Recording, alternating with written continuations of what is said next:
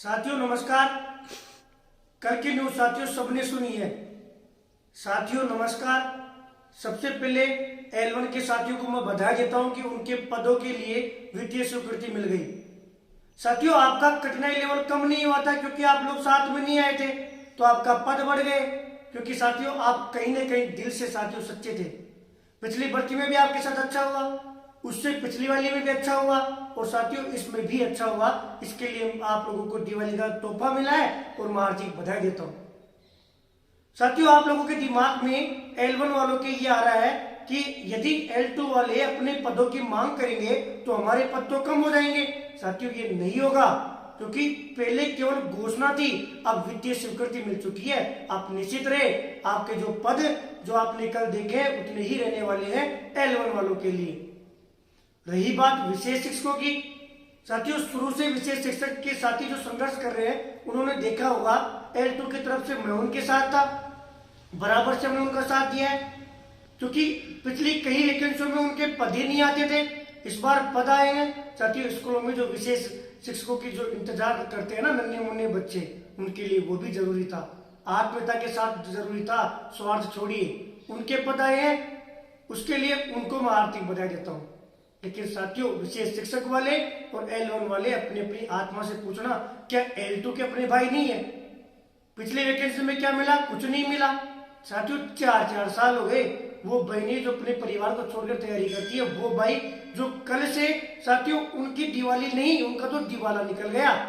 कोई मरने के मैसेज कर रहा है, कोई कैसे मैसेज कर रहा है, सब साथियों भावुक होकर मैसेज कर रहे हैं क्योंकि तकलीफ होती है। जिसको अपन अपना जीवन का सब कुछ मानते हैं ना, तो आत्मा रोती है। साथियों अभी फिलहाल भाई साहब उपेंद्र यादव जी को साथियों कल गिरफ्तारी उनकी हो गई थी, तो उसके संदर्भ में साथियों आज जितना हमसे होगा हम उसमें लगे हुए हैं। मैं आप लोगों का आज कोई हेल्प नहीं कर पाऊंगा, लेकिन मैं आप लोगों को बता दूं, तथाकथित नेता यदि आपको परेशान करे, कोई फोन पे नंबर से पैसे मांगे, कोई आंदोलन की घोषणा करे, तो उनकी बातों में नहीं आना क्योंकि साथियों समय नहीं है। जितने पद है ना उतने पद भी बहुत है, समय नहीं है आंदोलन करने का। तो भैया क्या हम छोड़ दें? नहीं साथियों, लड़ने का अधिकार है। अगर आप लड़ते हो तो मतलब जीवित हो, अपने हक के लिए लड़ना सही है। लेकिन साथियों उसके लिए आप लोगों को सबसे पहले L1 के सभी साथियों को जगाना पड़ेगा क्योंकि साथियों कुछ मंगते घूमते फिरते हैं, वो अपने घर वालों के नहीं हुए, हमारा क्या साथ देंगे? लेकिन फिर भी साथियों L1 वाले और विशेष शिक्षक के साथी हमारा साथ देने के लिए तैयार है। मैं उनका धन्यवाद देता हूं दिल से कि कल से उनके कॉल भी आ रहे हैं कि भैया हम साथ हैं। आप लोगों को क्या करना है, आप जिस भी टीचर के पास पढ़ रहे हो साथियों, उनके पास लाखों सब्सक्राइबर होते हैं, लाखों फॉलोअर्स होते हैं और वो सरकार को संकट के समय पैसे देते हैं। हमने कोरोना काल में देखा, हमने अभी ओबीसी आंदोलन में देखा। अरे जब पहले साथ नहीं थे, जब उनका विरोध किया गया तो वो साथ आए तो सफलता मिली। वो जिसका कोर्स दे रहे हैं, मैं ये उनका विरोध नहीं कर रहा, टीचर पूजनीय होता है, लेकिन भाई 6000 लोग जिनका सिलेक्शन होना था हम में से ही है। हो सकता है वो मैं हो सकता हूँ, हो सकता है वीडियो देखने वाला हो सकता है। साथियों किसी ना किसी के माँ बाप के सपने तो चूर हुए। हमें करना क्या है, हम जिस भी टीचर के पास पढ़ रहे हैं ना साथियों, हर जगह विरोध करो। यदि पूरा यूट्यूब पे 500 टीचर भी इसको आवाज को बुलंद करते हैं ना, तो साथियों हमारी मांग को पूरा मीडिया उठाएगा और सरकार तक अपने आप बात पहुंच जाएगी।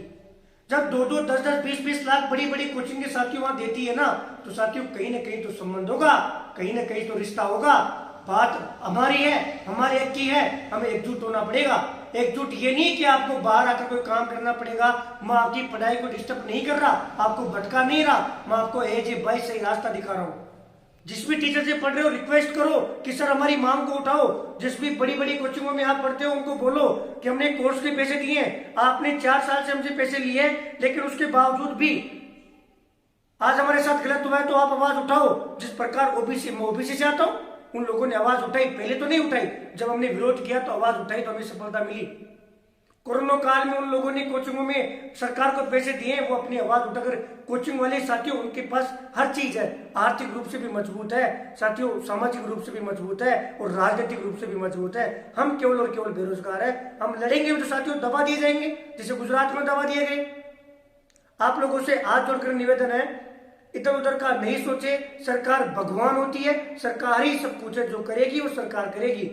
आप लोगों को आज यही काम करना है कि सारे कोचिंगों को फोन करके जिस जहां भी क्लास ले रहे हो ना, उनको बोलो कि सर हम क्लास लेकर क्या करेंगे, आप एक दिन हमारी मांग उठा दो। ये 2 दिन लड़ लिया तो रिजल्ट आएंगे, उस दिन आंसू नहीं आएंगे। वरना जो 1 नंबर से 2-2 नंबर से भी L1 में रह गए ना, उनसे पूछना, उनकी रोटियां उनसे नहीं खाई जाती। सपने आते हैं कि 1% और सही हो जाता, सपने में सही होते हैं, सुबह रिजल्ट आता है